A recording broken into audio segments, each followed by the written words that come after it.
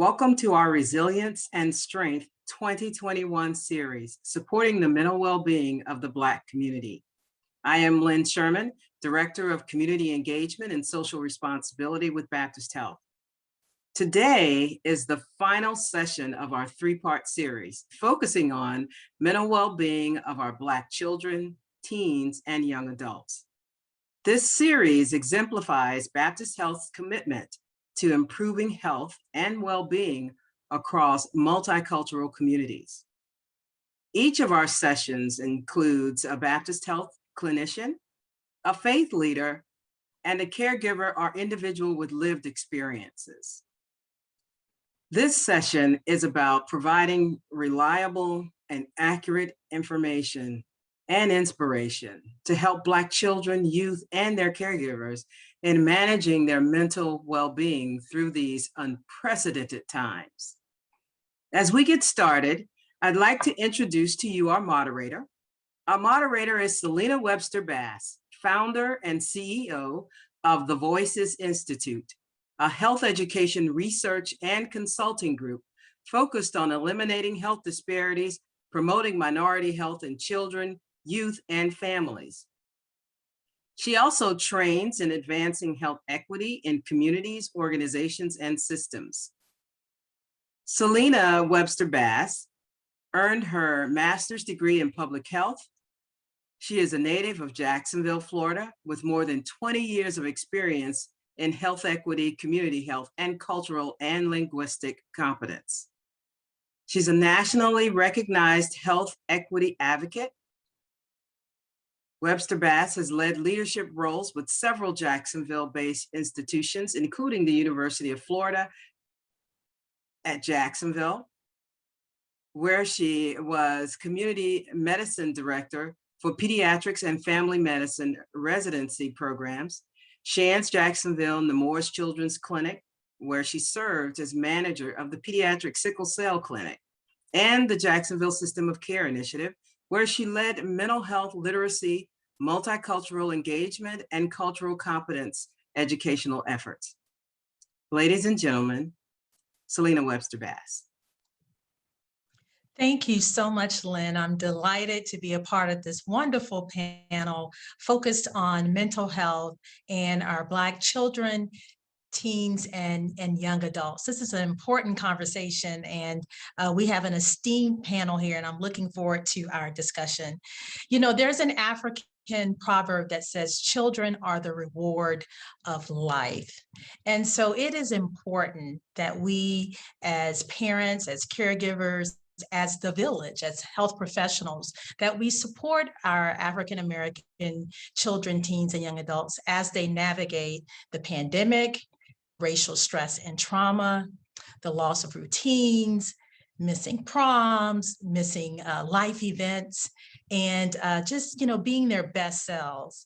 And so as we move through our discussion today, if we could show the slides.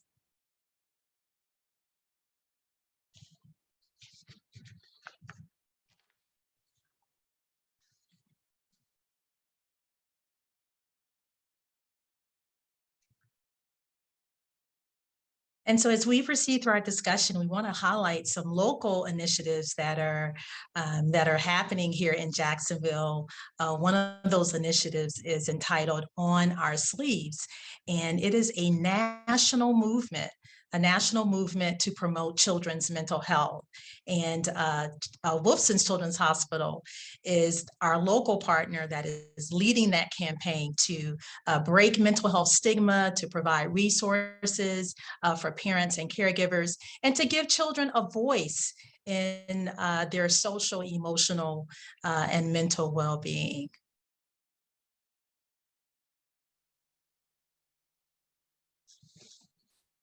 There we are.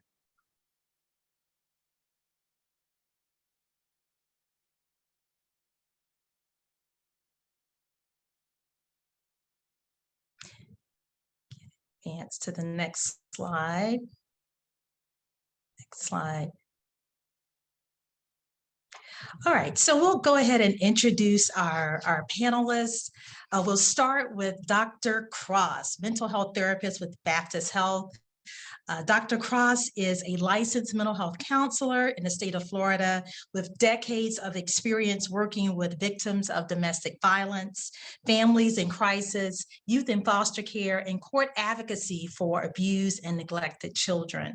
Dr. Ty, as she is affectionately known, has earned her PhD in clinical sexology from the American Academy of Clinical Sexology. She is a graduate of Nova Southeastern University with a Master of Science in Counseling. And she has expertise in a variety of modalities from eye movement, desensitization and reprocessing, and dialectical behavior therapy, as well as cognitive behavioral therapy. Dr. Ty believes in a collaborative approach to psychotherapy. She devotes her clinical practice to helping hurting people and moving them towards a place of restoration. She is warm, she's loving, positive, encouraging, and supportive. Dr. Ty is the mother of 2 adult sons, David and Darian, and has 1 grandson, Tyren. And in her free time, she enjoys the beach, watching dolphins, and spending time with friends. Thank you so much for joining us, Dr. Cross, today. Next on our panel, we have Ms. Cheryl Dees. Ms. Dees serves as the founder and president of the Darnell Dees Jr. Marvelous Light Foundation. Ms. Dees has a passion for bringing awareness to mental health and suicide prevention. This is a quote from Ms. Dees. She says, "When my 16-year-old son, DJ, died by suicide, I knew I could not be silent. I could not sit back and watch this happen to another family." Ms.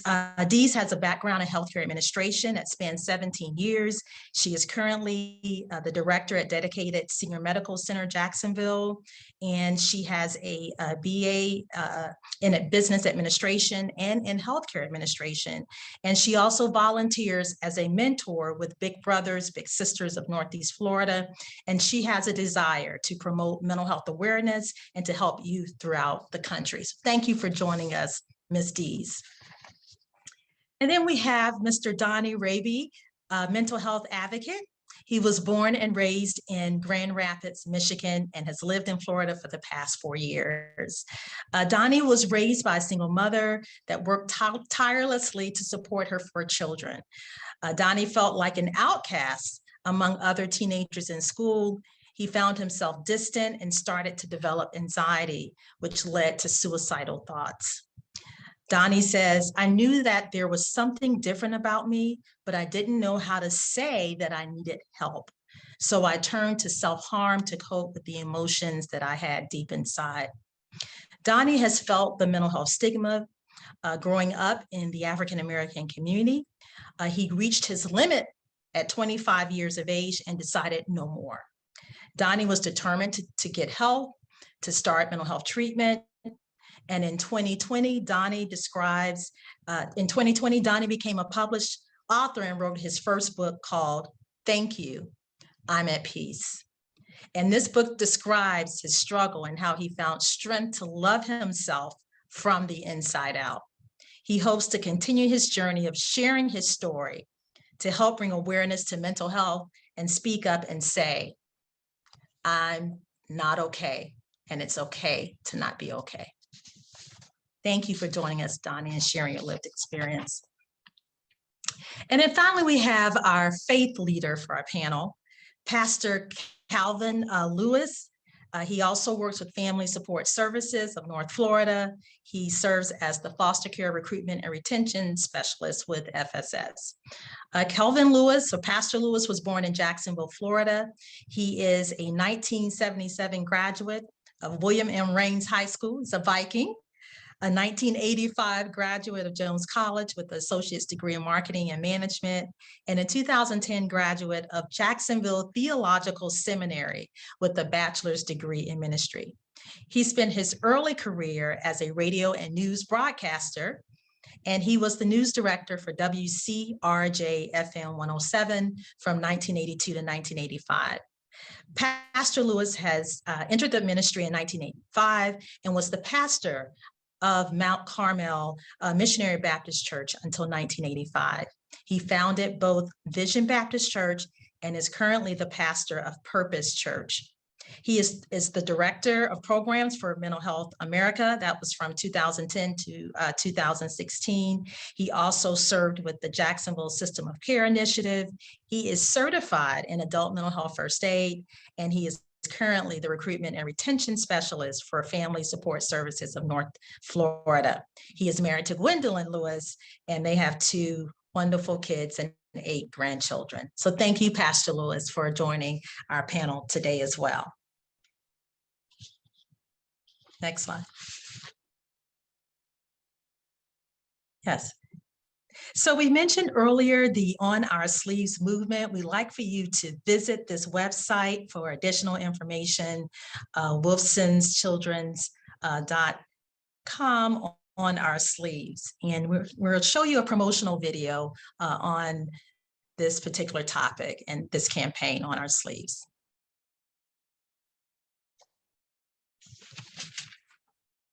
I've actually had an opportunity to view some of the resources at this website, and they're wonderful educational resources for parents and for caregivers.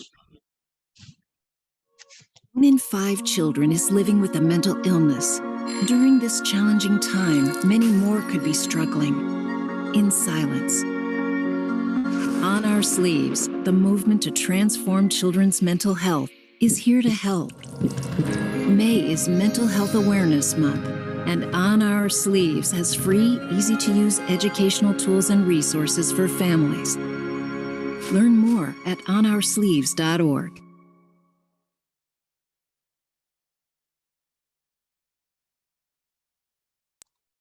So again, we'd like for you to visit that website and take advantage of all of the wonderful educational resources, both for parents, caregivers, as well as for teens, children, and young adults. Next slide. We'd like to share some recent data from Wolfson's Children's Hospital, specific to emergency room data over the past few years. This graph shows emergency department visits for Wolfson's Children's Hospital, which serves several counties in Northeast Florida. And you can see here that this graph shows that white children are disproportionately represented, with 70% of the patients being white versus 62% of the Northeast Florida population. For the African-American population, we saw a decrease from 23% in 2018 to 19% in 2021. And so this data may be an indication of health-seeking behaviors of African-American families, a lack of access to services, or seeking services in the outpatient setting versus an emergency room setting. Next slide. This slide shows stratification of emergency room visits for African-American children ages 0 to 17 by gender. And we see here that females are overrepresented with 60% of the total in every year except for 2019. And this could indicate that girls are more likely to talk about what they are experiencing in terms of their emotional and mental well-being. Next slide. This slide shows emergency department visits for African-American children 0 to 17 at Wolfson's Children's Hospital across the various age ranges here. And we see that there is certainly a higher percentage in the 14 to 17 year age range, which is the adolescent period. And we know that this is a unique, informative time where adolescents are discovering themselves. Oftentimes they're experiencing social exclusion, stigma may also be a factor, discrimination, and adolescents are overall at greater risk of mental health issues in this age range. Next slide. And what stands out most on this particular slide is that we see a greater percentage of African American children 0 to 17 that are experiencing anxiety and mood disorders or depression. And this trend of more females than males continues except for behavioral and emotional disorders. Mental and behavioral disorders due to psychoactive substance use, pervasive and specific developmental disorders, and psychotic disorders.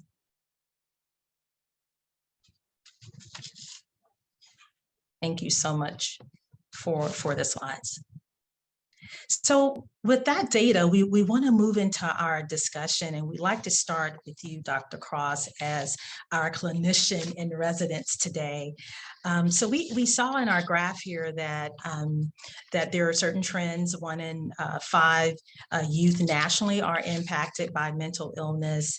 But how common are mental health disorders in African-American youth, and what are some of the common treatment options for some of the mental health disorders in that population? Good evening.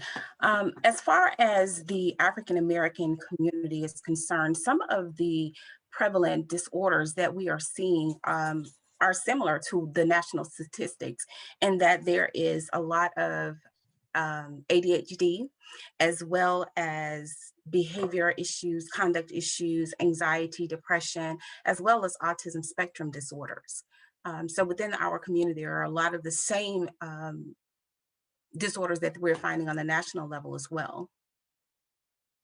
Thank you, Dr. Cross. And we're hearing a lot about adverse childhood experiences, or ACEs. What exactly are ACEs, and how are African American youth specifically being impacted by adverse childhood experiences? ACEs are potentially traumatic events that occur in childhood. That can include violence, abuse, growing up in a family that has mental health and substance abuse problems. The result of ACEs is toxic stress, which can cause change in brain development and affect how the body responds to stress. When it comes to the African American community, the way that affects the community is that, for one, when there are those issues in the community, oftentimes it's just passed from generation to generation. There is no treatment. There is no thought. It's thought that those things are common. That's typical. It becomes what we hate to call, quote unquote, normal, right? And so oftentimes it goes untreated. Going untreated, again, leads to that toxic stress. So you're going to have young people who are having difficulty just adjusting, difficulty communicating, difficulty connecting. And those young people then turn into adults who have those very same issues.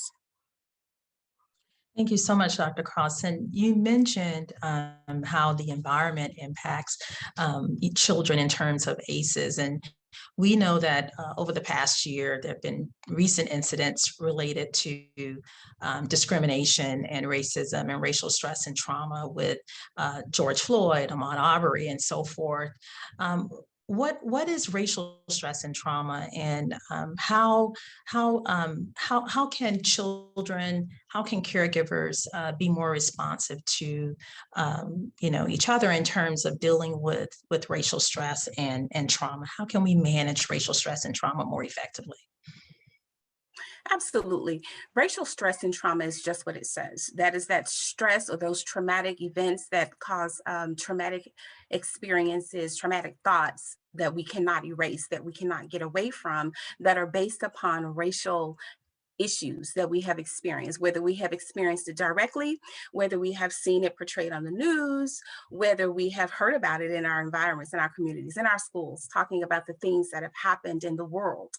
How can caregivers help individuals, young people who are experiencing racial stress? I think one of the biggest concerns, or one of the biggest things that we can do as parents, as community, is to help young people to understand that there is a need to communicate. Communicate not only what is happening, but also what they feel about what is happening. Oftentimes the dialogue in our community is to be angry, to be upset, to identify the injustice, but we never talk about how that actually feels. what level of fear does that incite in a child? What level of concern does a child have when seeing a law enforcement officer, whether that is one that looks like them or different than them? We don't talk about those things. In addition to that, one thing that I think is really important is for parents and caregivers to also kind of create a community with law enforcement and with different agencies in the community, so that our children are not growing up believing that there are compartments or systems that are in play that they are not connected to. Some of these same children who have these fears today could potentially be our law enforcement people tomorrow. But they won't have that chance if we are not bridging that gap between our young people and these systems or these entities. So I think it's Mhm. very important that we create a system of dialogue, conversation, communication within the community. That's really powerful what you said in terms of communication, not only between parents and caregivers, but communication with systems and with some of the entities that we may have conflict with. So that's really powerful, going beyond just a family unit, but also thinking about the community and environmental context as well. In terms of the pandemic, so we know that, yes, we've been experiencing racial stress and trauma, but there's been the compounding effect of the pandemic, COVID-19.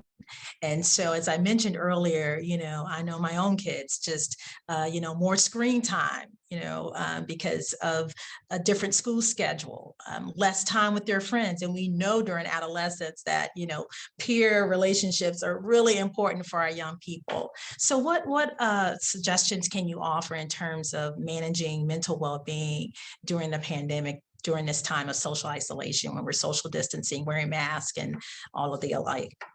Absolutely. I think one of the biggest things that we have to do is we have to find ways to be social. Right. So what we are used to, being able to go into the school and hug our friends, being able to hug people at church, being able to just physically touch people, that's very different today. Right. Mhm. So what we have to do is we have to teach our young people, we have to learn ourselves how to find ways to be socially safe. Technology is so advanced today. We have the opportunity to connect with people via FaceTime, via Zoom, all kinds of Duo, all kinds of ways that we can connect. We don't have to be distant because because we have been told that we need to remain 6 feet apart. We can still connect on an emotional level, because that's what being social is about connection. That connection does not have to be physical. It's more of an emotional connection. It's more of a mental connection. It's deeper than being able to touch someone. Touching is the culmination of the connection, but the connection, being able to speak, being able to just communicate, being able to share experiences, we have to find different ways of doing that because we cannot be physical. As far as dealing with COVID, I think one of the greatest things that we have to learn is finding ways to relax. Okay. Young people, adults, everyone is struggling, have been struggling. We have seen such an increase in the need for services since COVID has hit, so to speak. What we are learning is that people who were introverts no longer want to be introverts. They are missing the fact that they were able to go into the office. So the introverts are turning around, right? People want to see one another. They want to be connected. So what we have to do in situations where we have children who have not been able to go to school, there's so many different things. Children that were once in school can't go to school. Children that have been kept at home for a period of time are completely losing it because they're feeling like they're trapped. So we have to find ways to help them to learn to relax. So there's so many different strategies that can be used. I'm big into mindfulness. I tell kids all the time, take a mindful walk, take a mindful shower, do a body scan, just really check in on yourself and understand what you're feeling. Take time to yourself to really think about what you're thinking about. I stole that from Joyce Meyer from years ago. Think about what you're thinking about, because oftentimes our children are just used to being a part of a system. They're used to a certain structure. And now that that structure has been removed, they don't know what to do with themselves. But that's a perfect opportunity for us as parents, as community leaders, as providers, to teach them ways that they can connect with themselves themselves, learn to relax, learn to think about your own thoughts. And then because they have been pulled out of a schedule or a structured system, it's important for them to be able to have a schedule. So parents have to be able to create an environment where they have to still get up at a certain time. They still have things that they have to do at a certain time. They still have things that they have to manage. You know, get them on an exercise schedule. Exercise as a family, and that doesn't mean that we have to be lifting weights and we have to be getting it in, but we can just simply, again, take that mindful walk. Be aware of what nature has given us, what the universe has given us to explore, the different shades of grass. It's not all one shade of green. There's multiple shades, and a mindfulness walk will allow you to have that experience. So those types of things, in addition to just talking, sometimes you have to talk to someone. COVID has been rough. And as much as we are a family and we're here together, sometimes we feel that we don't understand each other. I don't understand you, you don't understand me. So sometimes you have to bring in another person who can provide a different perspective. I always say a person's perception is their reality, but it's not based on fact. So what we have to be able to do is come together as a family, and we have to understand how we are all experiencing this thing that seems to be the same, but my experience is very different than my baby's experience. So we have to be able to have those conversations. And sometimes that may mean having a person to come in to help us to have that dialogue and create a safe space for all of us to explore what we are experiencing as a family. The last part of COVID that I want to really emphasize today is the fact that we're having to deal with grief and loss. Now, that's not just loss of a person's life, that's loss of the life that we have known, the loss of life that we thought was supposed to be normal. This is the way that it is supposed to be. It's supposed to be that way. And now that it's not that way, I don't know what to do. I don't know how to deal with it. I don't know how to think about it. So we have to teach our young people how to deal with loss of what you expected to happen, and be open to things being different. Being open to experiencing things differently, being open to creating things differently. So I think all of those things are very important to just manage not only this particular pandemic, but the changes that they're going to face in life. Thank you for such wonderful tips and strategies. I'm definitely going to try the mindful shower. I just love that one, right? And just paying attention to our environment, the shades of the sky and the shades of the grass. You've given us some wonderful strategies. There's one last issue that I want to touch on, Dr. Cross, before we move to our other panelists, and that is the issue of suicide in the African American community. Because there is this myth that suicide does not happen, that it's not an issue. And we know that the Congressional Black Caucus recently released a report sound the alarm about the issue of suicide in African American children and youth specifically. So can you talk to us about how to dispel that myth, and what are some of the signs and symptoms of suicide? What should parents be looking for, and give us some guidance there? Absolutely. First of all, suicide in the African American community is the second leading cause of death in young kids that are ages 15 to 24. I don't know about you, but for me, that is staggering. That tells me that there is a lot of pain that is internal, that is not being communicated, that is not being addressed. As far as signs are concerned, to be honest with you, I struggled with this because sometimes there are absolutely no signs. And the reason that there are no signs is because children feel that they cannot be open about what they feel. They cannot be open about their experiences. They have to, quote unquote, line up with what the parent or the family's expectations are. And sometimes those expectations for some individuals may be a little unrealistic because we don't take into account an individual's personality or their character or their traits. So sometimes there are no signs. When it comes to there not being signs, I'm big, I'm huge, and anyone who knows me knows that I am huge on communication. It is so important to just talk. It's so important. And I tell young people this all the time, and I tell parents this on a daily basis. It is important for parents to be a safe space. Being a safe space means that you allow your child to communicate whatever it is that they're going through, whatever it is that they're experiencing. If it's a problem with a peer that you think as a parent, that is the silliest thing. When you get 15, 17, 22, that won't even matter. When you're in your 30s, that will not matter. What we have to do is we have to not take that approach. We have to be able to understand that that particular experience for that child is tough. It's almost detrimental, right? So having conversations. When it comes to other things, as far as some more obvious signs, when you have a child that is normally outgoing, but then that child begins to withdraw, their personality changes. Maybe you see them become depressed. You see them becoming anxious. You see them worrying a little more. You have a child that may be losing sleep. You have a child that maybe they start to collect things. Sometimes it's good to kind of do, I'm ex-military, so it's good to do that fog walk down, go through that room and go through their book bags and find those things that they shouldn't have. If they have a pocket knife, some families, some cultures, having a child having a pocket knife is normal, but if your child's pocket knife is under the pillow or in other places, I mean, there are things that we just need to be conscious and aware of. And I am one, because I see so much suicide. I see suicidal ideation literally throughout the day, every day. And so I'm often telling parents the need to have a safety plan.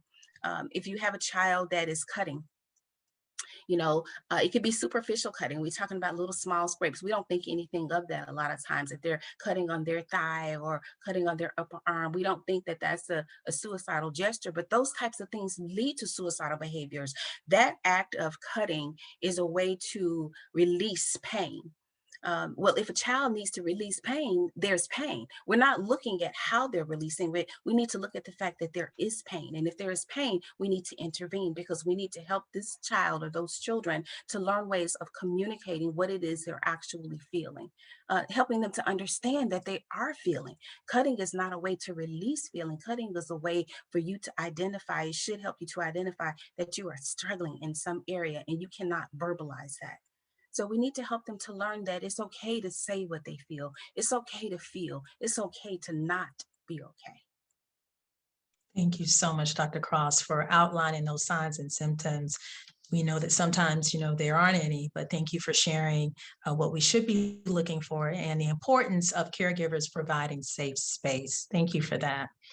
Ms. Dees, we'd like to hear from you in terms of your journey with DJ and as a suicide prevention advocate. Yes, good evening. My journey and my family's journey actually started 3 years ago when my 16-year-old son, DJ, died by suicide. To Dr. Ty's point, we had no signs, no symptoms, nothing. We never even researched suicide, didn't know anything about it. But we had so many families who came up to us afterwards that would say, we raised our children exactly like you did. DJ was a 4.0 student. Nothing negative to be said about him. We're your average military family, had just moved back to the Jacksonville area. So after it happened, we knew that we had to do a little bit more digging, and we couldn't let it happen to another family. And we just wanted to provide support. And I'm breathing with you, Ms. Dees, because I know that was a painful experience. Your resilience and your strength and your poise, and just talking about it amazes me. So what are some of the issues related to mental health stigma as you see it in the African American community as related to suicide? I think that in the African American community, we don't talk about it as much, and it's not as prevalent. It's always been looked upon as, oh, if someone has suicidal ideations or if someone is having an issue, oh, they're just worried, take a nap or pray it away, or it'll go away, or, that's just, it's a secret, he's just troubled or she's just troubled. We don't talk about it enough. I often tell people, mental health is an illness just like having a cardiovascular issue or just like having, sugar diabetes. diabetes. If something is wrong with your heart, you would go to a cardiologist. If something is wrong and you have diabetes, you would go see an endocrinologist. If something is wrong with you mentally, you should go see a therapist, or you should go see a psychiatrist or a psychologist. It's no different than any other illness. And I think that a lot of times the African American community, we just sweep it under the rug again and just say, oh, this child, this person is just worried, or they're just troubled. It'll go away. And we don't talk about it enough. We don't want to talk about it enough. Excellent point. Excellent point. I think we're beginning to turn a corner, though. I think many, spokespersons are coming out now. We're normalizing the conversation around mental health, particularly with the pandemic and particularly with racial stress and trauma. And so it is my hope that we will continue to move towards increased awareness. And we appreciate your efforts and the wonderful work that you're doing with your organization in increasing awareness of suicide prevention. What is the one mental health message that you like to share with parents and caregivers that are raising children and youth with mental health challenges? Definitely the number one thing, going back to Dr. Ty's point, is talk to your children, but also listen to your children. No matter what it is, listen to what they have to say. After you listen to what they have to say, don't be okay with just saying, okay, yep, I heard you, and continue on. Take action. Actually do something that's connected to what their issue was. Oftentimes our children will come home and we'll ask them, how was your day? Oh, the day was good. Well, what was so good about the day? What made the day so interesting? Oh, I had a bad day. I failed a test. Okay, well, why do you think you failed the test? Was the information too hard, or exactly what was going on? Did you not have enough time to study? But make sure that you're connecting with them, and make sure that you're invested in what it is that they're saying. The second thing that I convey to parents also is, after you talk and you listen to your children and you take an action, it's okay to not be okay. Oftentimes parents, when we're having a stressed out day or we're having a stressed out week, we can take a vacation day or we can take a PTO day. When was the last time your child came to you and said, I'm tired, I just don't feel like going to school today? But we often say, oh, but you have football practice, or, oh, you have this piano lesson, or, oh, you have this, school meeting that you need to get to. So make sure that you do this, and we have a complete schedule. But when do they get to check out? When do they get to say, I just don't want to do it today because I'm tired? And we say, it's okay for you to do that. You take a mental health day, just like mom or dad or your caregiver can take a mental health day. And the last thing that I always tell parents is this: it's okay to let our children fail. Oftentimes we want perfection in our children, but they have their own path. We have to be comfortable that we have given them the tools, we have given them the knowledge to make it. It's okay. I often use an analogy. If we know that we've been trying to teach a child how to be organized, and we've been telling them for a whole month, put your pens away, put your pencils away, make sure that you put your homework in your backpack. If the child has an important test to take, and let's say that they left their study guide at home and they needed to turn the study guide in for, for a grade, it wouldn't matter if I lived in Green Cove Springs and my child went to school at Rains. I would be on the phone telling the teacher, I apologize, Jonathan will have that information to you by the end of the day. I don't want him to make a 0, but it's okay for him to fail. How would he learn any type of lessons? So, we want to make them, understand that, hey, if you fail, it's okay. This is what you will do the next time to make things better. Because if we're always jumping in, being what I call Captain Save a Child, they're never going to learn how to fail. And then oftentimes that turns into, taking one little minute thing, and they think that it's the end of the world. And to Dr. Ty's point, we look at it as, it's a bad grade. You'll have 5 other grades to make it up. So those are the 3 things that I always stress to parents. Again, just powerful recommendations. Just the first one about listening and being a reflective listener and an affirmative listener, repeating back. Because sometimes we are shaking our heads, but our mind is, is across the way somewhere. So being really present with our children. I love this quote that kids need our presence, PRESENCE, not our presence, right? So really being in a moment with our children is so important, and really listening to what their concerns are, because as the campaign says, our kids a lot of times don't wear their emotions on their sleeves, right? They're not really evident all the time. And so we have to do that probing and affirmative listening, reflective listening, asking and going a little deeper than just how was your day? You know, what makes you super happy? How were you brave today? You know, going beyond just our traditional rote conversations when they get in the car and when they come home from school and at the dinner table. So thank you so much, Ms. Dees, for sharing your perspective with us. And so, Absolutely. Donnie, we've been talking about some of the signs and symptoms of suicide, and we know that you've experienced some of these symptoms firsthand. So share with us about your journey, Donnie, as a young adult and, you know, managing your mental health challenges. Yes, absolutely. You know, I think about growing up, you know, I'm the oldest of 10 kids. So I've always had to be a responsible adult. I've always had to be the responsible one growing up. And so, you know, my mom was a single parent. She was working all the time. So I always felt that, you know, I had to step up. I had to become the man of the house, you know, but inside I always felt different. I felt off. I felt disconnected from my family. I felt disconnected from my peers at school. I felt like an outcast and I could never figure out what it was. And it wasn't until, you know, I was in high school actually when I started turning into self-harm because I could not explain what was going on with me. And it took for me to realize that, you know, I needed help, but I didn't want to ask for help because I felt weird. I just felt like I would be talked about. I felt that my family would shun me if I said, you know, I don't feel good about myself mentally. I felt, you know, maybe I'm just being too dramatic. Maybe I'm just being over emotional, you know. And I also felt, you know, growing up with that mental health problem that I had going on in my mind, I felt that word problem. I felt it was a problem to say I had a problem, you Mm. know. So, and being the oldest child, I always felt I don't have time to be emotional because my younger siblings need me. So, you know, growing up emotionally challenged in that sense, I never really got to deal with that as a younger kid. It wasn't until my adult life where now all these things that I suppressed are coming at me full speed. And that is when the work started to happen. And it when I turned 25, you know, I was just like, I need to talk to somebody, and I don't care if I'm judged. I don't care if, you know, people think I'm weird. You know, I hid it. I didn't tell anybody I went to therapy because I was embarrassed for a moment.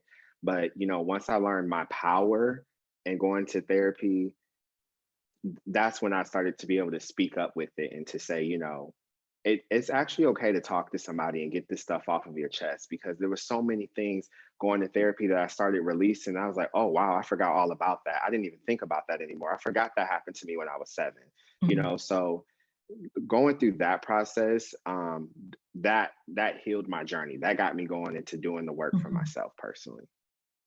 And so what was the turning point for you? Because you said at one point you know, felt the stigma, you didn't want to, you know, really tell anybody about it. But then there was this turning point where you were like, okay, I've got to get help. So what was the what were the factors that made you to make that turn? What were some of the things that moved you towards mental health counseling and therapy? Absolutely. So, it was around that time I was 25 years old. What really was the turning point for me, I was going back. I got back into doing self harm. You know, I had stopped doing it for so long, and I was you know starting to build myself up, and I was a lot stronger, and I was determined not to go back to that. But I had a traumatic experience happen to me. I was raped. So when that happened, it Mm. triggered all of those things that I placed behind me. And I felt unworthy. I felt dirty. I felt used. And I turned to, you know, do my self harm. And back to what Dr. Ty said, I normally would do the small cuts and the small, but this time this one got a little bigger and this one got a little stronger. And Mm. it was a week of me doing that self-harm. And it was that last time I cut my wrist where, you know, I was in the bathroom, I looked at myself in the mirror and I'm crying and I'm just like, this cannot be okay. Like, why is this happening to me? And why do I feel so unworthy? Mm. And I felt I felt like I have to try one more thing to feel better about myself. And if I don't feel better after this, then obviously it's not meant for me to be here. And that's what changed me to go and to talk to somebody, was that last final cut and seeing all, the blood, not to be so, honest, but that's what it Mhm. was for me. And that was that turning point for me, for sure. I am breathing with you as well, Donnie. Thank you so much for your transparency, because somebody probably needed to hear, just hear what you experienced. And so what advice would you give to parents and caregivers that may have a child struggling with a mental health challenge? What did you need during that time that maybe you did not receive? What would you say to Oh parents? yeah. So, funny enough, like I said, I started my self harm when I was in high school, and my mom found out when I was 16. And I let her know, I was struggling with self harm. She saw the marks on my arm, and we had a conversation about it. And when we had the conversation about it, it never came up again. We never talked about it again.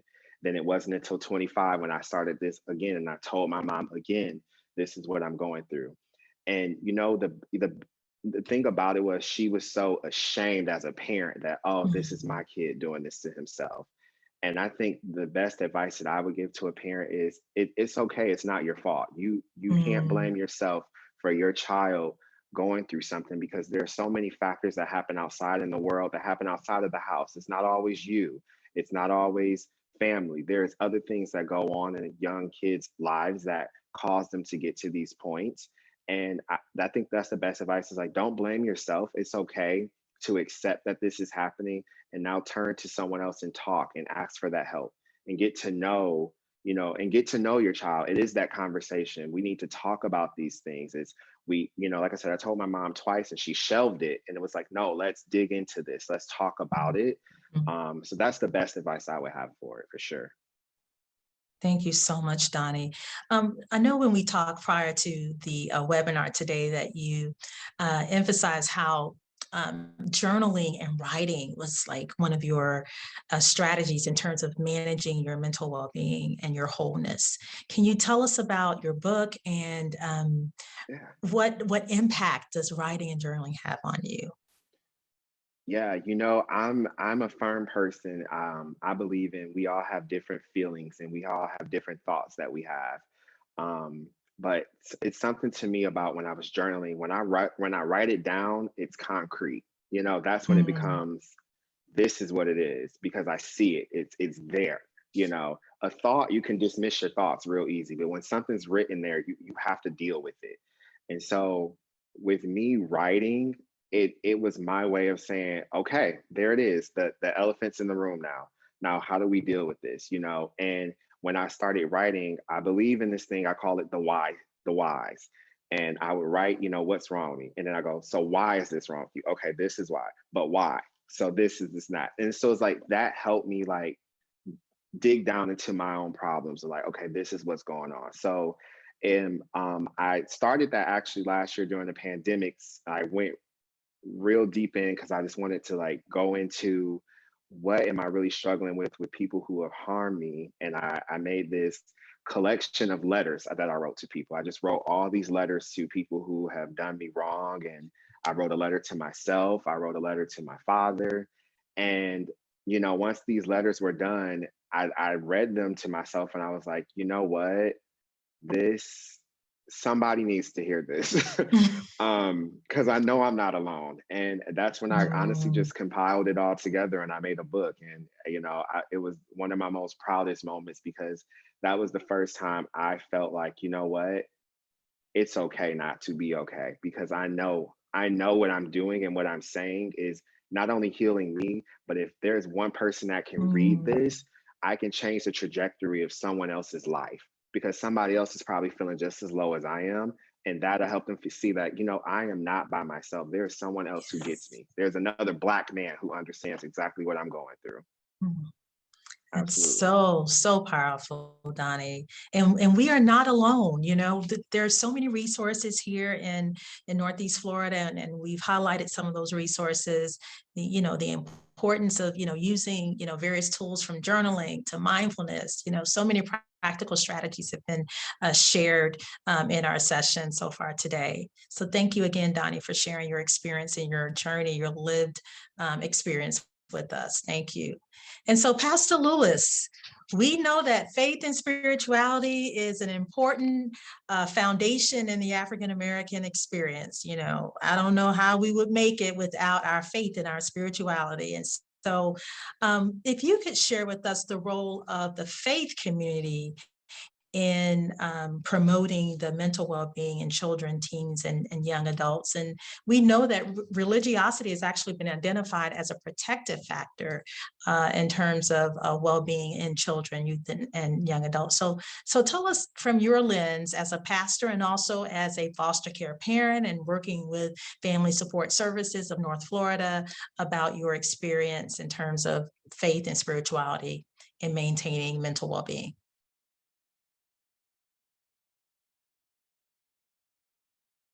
I've fostered about, I would say 35 teens that have come through my home. And so that's a good, I think, representative sample of, the whole of youth. I've seen it all. I've seen mental illness, diagnosed, undiagnosed. I've seen everything that the panelists said today. I've been helped by all of them. From a faith perspective, one of the things that I'm careful that I never do, and of course, you're right, faith is very important in our community, but I'm very careful with at least the people that are under my purview to make sure that I don't represent faith as an elixir to everything. And I think that's where we run into trouble. We have to be able to separate faith. You see, mankind, we are triune in nature. We are physical, we are mental, and we are spiritual. And we will not achieve wholeness unless we can be complete in each of the three aspects. And so we've got to understand that physical health is real, mental health is real, spirituality is real, but we never want to, use spirituality as an elixir for everything because, faith is not a monolith. In the Christian community alone, you've got more than 100 denominations from the same Bible. And why is that? It's because it's subjective. Maybe it should not be, but it's through the lenses of everybody that exercise their faith. But we know it is important. And I don't always get to use faith in foster care because I've had kids to come through my home who are atheists. Some are Muslims, some are Jewish. And so I don't get to put my brand of faith necessarily to all of them, but what I can do, I can model what a person of faith looks like and the confidence that a person of faith has. And I can do those things and I can make my faith available to those who will ask. I've had young people come through my home and say, well, Mr. Lewis, I want to dress up like you this Sunday. Well, that's modeling. That's modeling. We can do that. We can model faith, but not represent it as an elixir to everything. Thank you for emphasizing the importance of understanding faith is not a monolith, and we do have interdiversity within groups. And so that point is well taken. Pastor Lewis, COVID-19 has, impacted the way that we worship. It has impacted our funerals. For traditionally in African-American tradition, we usually have large funerals. We have the repast, there's a lot of touching and hugging and kissing, and we can't do that anymore. So how has your church adapted to COVID-19, and what are some of the pre and post-COVID needs that you've seen as a pastor here in Northeast Florida? One of the things I always say is that hard times don't define you, they reveal you. And we've been revealed in COVID-19, and an amazing phenomenon has taken place. I can at least speak for Purpose Church. an amazing phenomenon that's taken place in many aspects. We are much better now than we were pre-pandemic. I've certainly collected more money. I don't know why that is. I'm going to have to study that. But coming out of COVID, we're going to be able to do some things that we weren't able to do going in. And one of the things I think it was incumbent upon every pastor was to make sure, that we stayed connected with everybody, because one of the major tenets of church is assembly. Forsake not the assembling of yourself together, as is the manner of some. And so assembly is very important to us. But we've discovered that there are many ways to assemble, certainly through Zoom, through our live streaming, through all of my members hearing from me. Well, we're streaming this morning, so get up, get ready to have a watch party, get ready to share, get ready to like, share this to Messenger, share this to as many friends as you have. So there were some I couldn't get to usher in the church. I could get them participate in the spread of our message through social media. So, they've found a different niche and they've enjoyed it. We even see that phenomenon at Family Support Services because we've learned that we could have worked well at home a long time ago and saved a whole lot of money. So the pandemic revealed us, and I'm glad of that. Awesome, awesome. I just want to quickly touch on the subject of racial stress and trauma. We know that in the African American tradition, that the Black church has been a central part of the civil rights movement and has, really been a force in terms of, addressing inequities and human suffering and equity. So, what are your thoughts in terms of ways that young people and caregivers can deal with some of the racial stress and trauma in this time of reckoning here in our U.S.?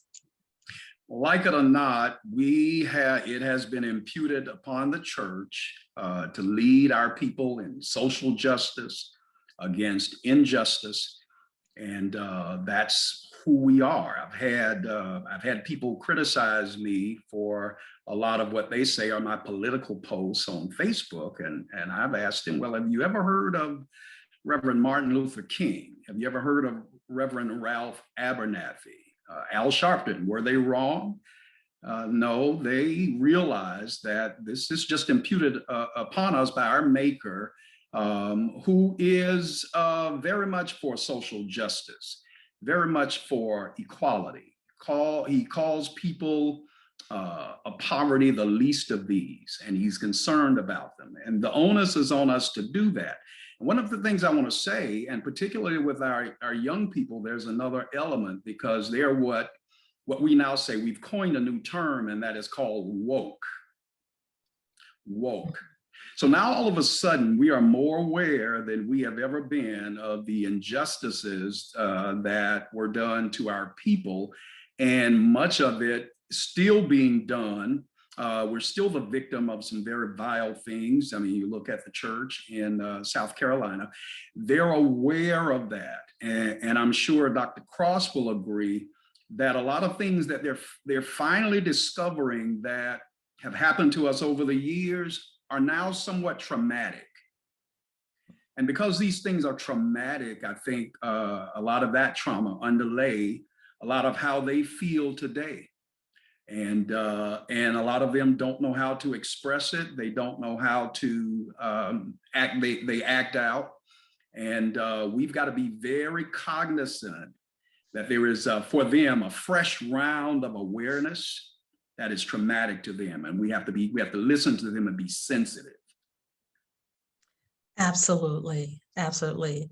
And I think that's a wonderful way to end our panel discussion. And we want to thank each of you for your perspectives, your lived experience, the faith lens, the foster care parent lens, as well as the clinical lens from you, Dr. Cross, as well. Were there any questions in the chat box?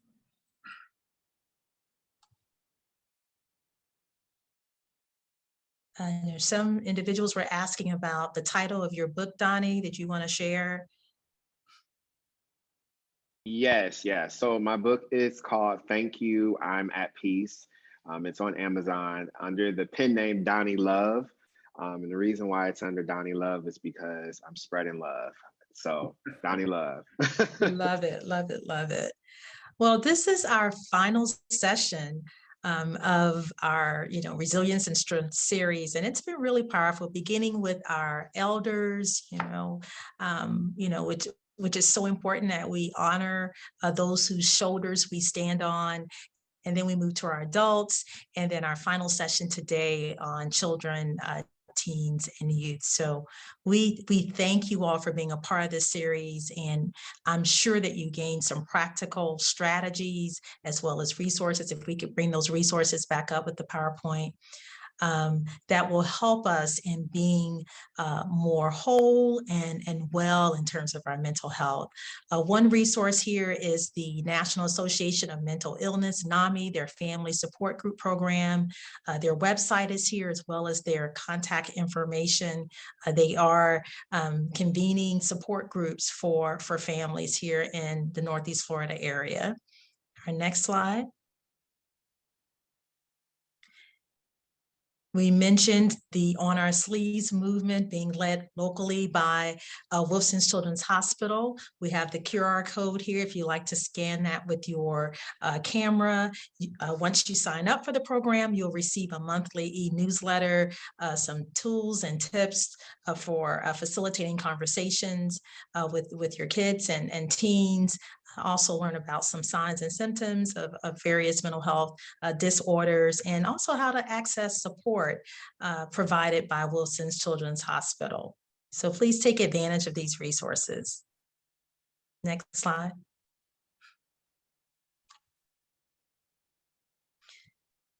And here are some additional community resources. If you or your child needs immediate help due to suicidal ideation or suicidal thoughts, there is a Kids and Teens helpline at 904-202-7900. And a lot of times teens, they don't like to talk on the phone, but they want to text. So there's also Text Life to 741-741. And then you can always call 911 if you're in an emergency situation, or go to your nearest emergency room. Baptist Behavioral Health, their contact information and crisis hotline is here as well.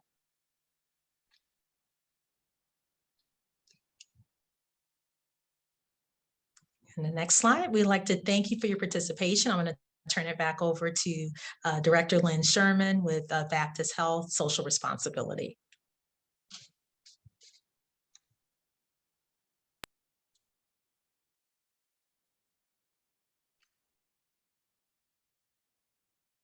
Hello again, everyone, and I hope that you have had an opportunity to enjoy this as much as I have. And on the behalf of Baptist Health and Wilson Children's Hospital, I want to thank our fabulous moderator, our guest panelists, and especially you, our audience, for participating in this session tonight. This has been an excellent series, as Selena has mentioned, that has addressed the mental well-being of the Black community across the lifespan.